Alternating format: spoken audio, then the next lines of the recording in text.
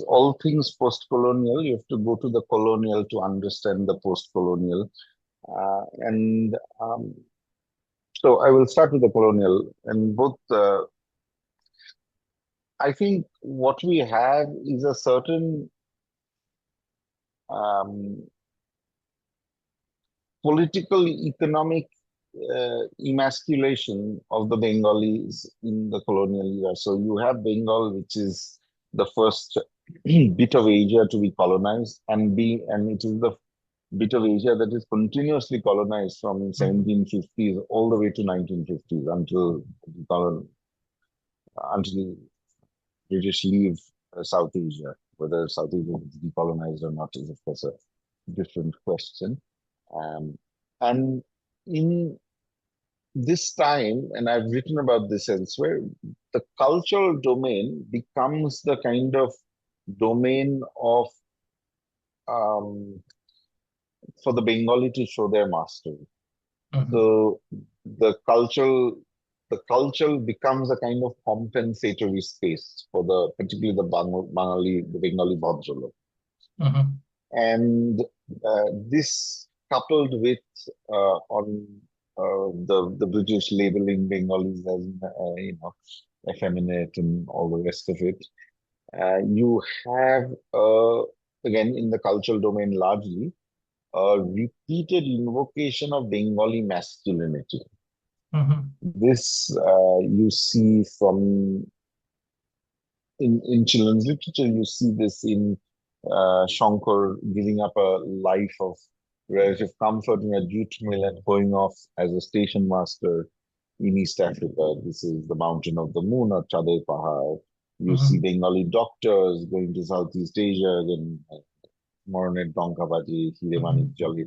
So Mhm. Vibhutibhushan actually maps this, Vibhutibhushan Bandyopadhyay's maps this quite well. You see this in Tagore, in Bangomata, Sapta Koti Santane রেখে মুগ্ধ Mhm. জননী রেখেছ বাঙালি করে মানুষ করেন. Um, some scholars have read this in Vivekananda saying "Ma আমায় মানুষ করো" as again being inflected with a certain desire for masculine uh, virility. I mean, however one wants to qualify that, these are kind of renderings that we see. And there are works on this as well. And you have actual expeditions into the Himalaya, expeditions both like these are mostly pilgrim narratives. So you have Mhm. Jaladhar Sen going in the 1870s, 80s. You have that's in what we now have as Uttarakhand.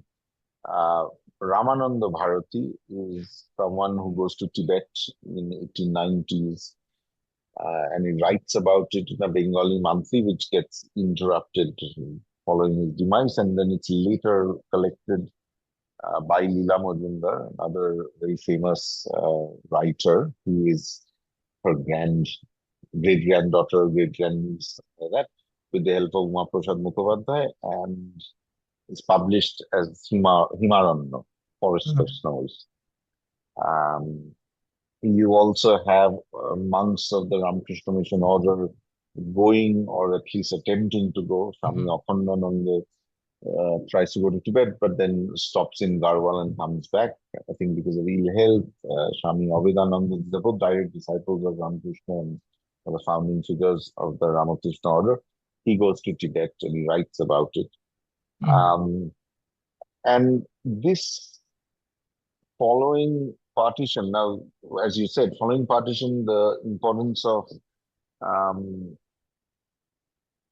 Calcutta recedes, the Bengali Bhadralok lose their preeminence and become a footnote to the history of post-colonial India. And you can see the form of the tall tale now very much continuing, I think, the legacy of cultural compensation, for want of a Mhm. better word, right? Where it serves the purpose of compensating for a certain loss.